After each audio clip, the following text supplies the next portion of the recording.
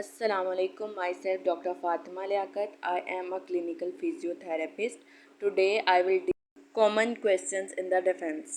आपको डिफेंस के लिए जो पावर पॉइंट प्रेजेंटेशन बनानी है उसमें आप अपना literature review, objective, rationale, operational definition, material and methods में आपको study design, setting, study population, duration, sample size, sampling technique, eligibility criteria, inclusion criteria, exclusion criteria, randomization, blinding, data collection scales, treatment approach, results, conclusion, limitation and recommendations in form of short paragraphs बनानी पड़ती हैं और literature review को आप एक table की form में बनाते हैं।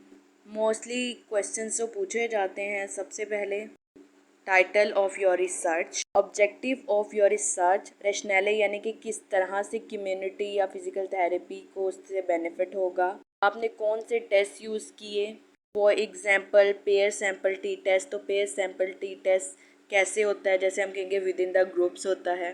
Difference between pre and post treatment values, what is your P value, standard deviation and mean value. आपको सिग्निफिकेंस डिफरेंस कैसे मिलता है, जैसे आप बताएंगे अगर पी वैल्यू लेस देन 0.05 है तो हमारा सिग्निफिकेंस डिफरेंस है। इंट्रोडक्शन में आपसे प्रेवलेंस रेट पूछा जा सकता है डिजीज़ का। इसके अलावा आपने कौन कौन से डिपार्टमेंट से डाटा कलेक्शन किया है, रिलायबिलिटी एंड वैलिडिटी वैल्यूज़, और आपके टूल्स के बारे में पूछा जा सकता है जो आपने यूज़ किए हैं, या क्वेश्चन है या स्केल। डाटा कलेक्ट करते सैम्पल साइज़ क्या था और उसका ड्रॉप आउट क्या था, फॉर्मूला ऑफ सैम्पल साइज़, कौन सी सैम्पलिंग टेक्निक यूज़ की और रैंडमाइजेशन कैसे की, किस मेथड को यूज़ की। फॉर एग्जांपल मैंने अपनी आरसीटी में कन्वीनियंट सैम्पलिंग टेक्निक यूज़ की थी और रैंडमाइजेशन लॉटरी मेथड से की थी, एंड फिश बॉल मेथड भी यूज़ किया था रैंडमाइजेशन के लिए। फिर आपने ब्लाइंडिंग टेक्निक कौन सी यूज़ की है, single blinding, double blinding, assessor blinding, कितने पेशेंट्स का फॉलो अप रहा।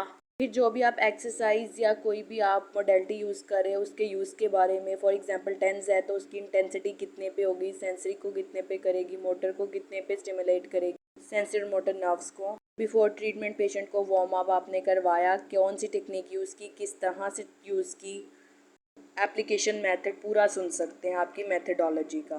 पूरे सीक्वेंस से मेथडोलॉजी सुनी जाती है। फॉर एग्जांपल सबसे पहले आप अपना स्टडी डिज़ाइन बताएंगे, फिर सेटिंग्स, फिर study population, duration, sample size, sampling technique, eligibility criteria, उसमें inclusion exclusion criteria, blinding, collection जो आपने डाटा की किया उसके स्केल्स, फिर ट्रीटमेंट अप्रोच, आपका ट्रीटमेंट टाइम कितना था और टोटल आपका जितना आपने फॉलो अप रखा है सेशंस, वो टाइम आपने कितने मंथ का रखा है, कितने वीक्स का रखा है।